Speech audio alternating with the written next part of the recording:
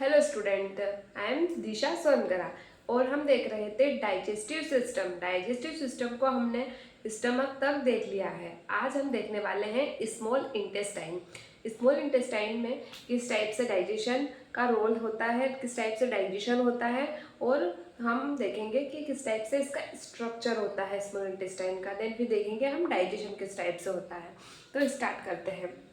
तो जो stomach part है, ठीक है, वहां से ये खत्म होगा। देन जहाँ पे स्टमक की एंडिंग होगी उस वाले पार्ट को हम क्या बोलेंगे, तो पाइलोरिक स्फिंक्टर। ठीक है, तो जो हमारा पाइलोरिक स्फिंक्टर है यहाँ से स्टार्टिंग होगी हमारे स्मॉल इंटेस्टाइन की। तो यहाँ से फर्स्टली स्टार्टिंग होगी ड्यूडेनम वाले पार्ट की। इस वाले पार्ट को हम क्या बोल रहे हैं, ड्यूडेनम पार्ट। ठीक है, ये क्या रहेगा, तो एक सी शेप स्ट्रक्चर है। देन यहाँ से क्या मर्ज रहेगी इससे, तो पेनक्रियास मर्ज रहेगी। ठीक है, इस टाइप से स्ट्रक्चर होता है ड्यूडेनम का। और जो हमारी स्मॉल इंटेस्टाइन होती है उसके फर्स्ट पार्ट का, जो हमारी स्मॉल इंटेस्टाइन होती है इसके 3 पार्ट्स होते हैं। फर्स्ट होता है duodenum, jejunum and ileum. 3 part से मिलकर बनी हुई होती है हमारी पूरी स्मॉल इंटेस्टाइन, जिसका फर्स्ट पार्ट क्या होता है, ड्यूडेनम, जिसका स्ट्रक्चर शी शेप्ड है और जो पाइलोरिक स्फिंक्टर से स्टार्ट होता है, जिससे पेनक्रियाज हमारी मर्ज रहती है। देन फिर ये यहाँ से यहाँ तक खत्म हो जाता है। ठीक है, जैसे ही जो लार्ज इंटेस्टाइन है उससे ये मर्ज होता है तो क्या स्टार्ट हो जाता है, जेजुनम स्टार्ट हो जाता है। स्टार्टिंग हो जाती है किसकी, जेजुनम की। इस वाले पार्ट से क्या स्टार्ट हो जाती है, तो जेजुनम वाले पार्ट की स्टार्टिंग हो जाती है। देन जो लास्ट पार्ट है हमारा उसे हम क्या बोल रहे हैं, इलियम पार्ट। ठीक है, तो इलियम की एंडिंग कहाँ पे होती है, तो इलियोसिकल वॉल पे। मीन्स यहाँ से क्या स्टार्ट हो जाएगा, हमारा लार्ज इंटेस्टाइन स्टार्ट हो जाएगा। तो जो फर्स्ट पार्ट क्या है हमारे लार्ज इंटेस्टाइन का, तो सीकम। तो सीकम से स्टार्टिंग हो जाएगी। तो जो इलियल पार्ट है और जो सीकम पार्ट, तो इन दोनों को हम क्या बोलेंगे, इलियोसिकल वॉल्व। यहाँ पे क्या रहेगा हमारा, इलियोसिकल वॉल्व। और जो लास्ट पार्ट है ये क्या है, इलियम। तो इस टाइप से हमारे जो ड्यूडेनम है इसके 3 पार्ट्स होते हैं, ड्यूडेनम, जेजुनम एंड इलियम। और ये जो तीनों मिलके इनकी जो लेंथ होती है वो कितनी होती है, तो 5 to 5 मीटर लॉन्ग लेंथ होती है इनकी। ठीक है, तीनों को मिला के जो सबसे ज़्यादा मीन्स हमारी जो हाइट रहती है उसकी 3 गुना हाइट रहती है, लेंथ रहती है किसकी, तो अकेले स्मॉल इंटेस्टाइन की। ठीक है, 5 to 5.5 मीटर लेंथ रहती है इसकी अकेले की। देन नेक्स्ट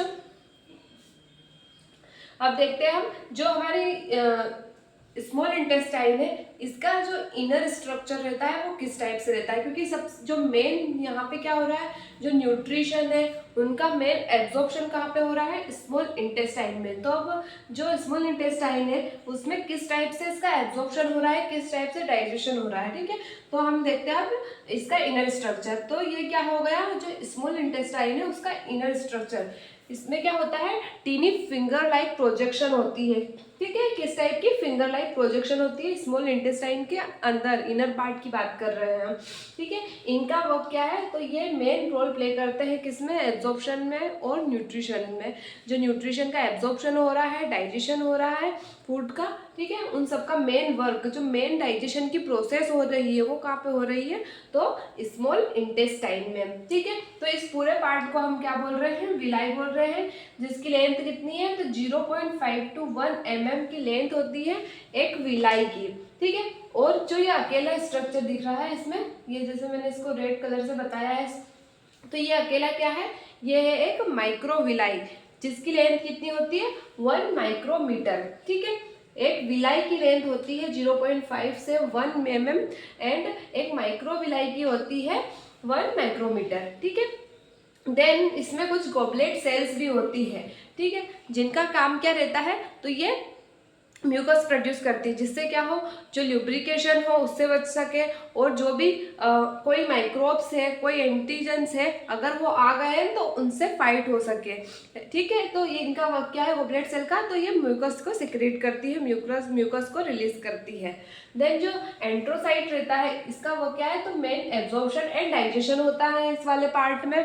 देन नेक्स्ट क्या है, तो जो कैपिलरी नेटवर्क, तो जो हमारे इसमें कैपिलरी नेटवर्क में भी क्या होता है, तो जो न्यूट्रिशन एब्जॉर्ब हुआ है देन वो इसमें जाके मिक्स हो जाता है। मेन न्यूट्रिशन का एब्जॉर्प्शन हो रहा है यहाँ पे, वो जो लैक्टी है यहाँ पे क्या हो रहा है, तो एब्जॉर्प्शन हो रहा है किसका, फैट का एब्जॉर्प्शन हो रहा है। तो पहले यहाँ पे एब्जॉर्प्शन होगा देन फिर किस में मिक्स होंगे, तो जो न्यूट्रिशन है, जो न्यूट्रिएंट है हमारे, वो सब किस में जाके मिक्स हो जाएंगे, तो जो कैपिलरीज दिख रही है, कैपिलरी नेटवर्क दिख रहा है, यहाँ पे जाके जितने भी हमारे इंपॉर्टेंट न्यूट्रिएंट है वो सब जाके मिक्स हो जाएंगे। तो इस टाइप से हमारे विलाई का स्ट्रक्चर होता है और इस टाइप से हमारे स्मॉल इंटेस्टाइन का स्ट्रक्चर होता है। यह स्टमक से अटैच रहती है, स्टमक से भी किससे, तो पायलोरिक स्फिंक्टर से।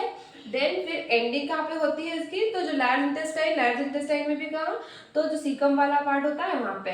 और 5 to 5.5 मीटर की एक लॉन्ग लेंथ होती है इसकी स्मॉल इंटेस्टाइन की। तो ये हो गया हमारे स्मॉल इंटेस्टाइन का स्ट्रक्चर और यह हो गया हमारे स्मॉल इंटेस्टाइन का इंटरनल स्ट्रक्चर। इसको हम क्या बोलते हैं, विलाई। अब हम इनके देखते हैं फंक्शन क्या है इनके। ठीक है, थैंक यू।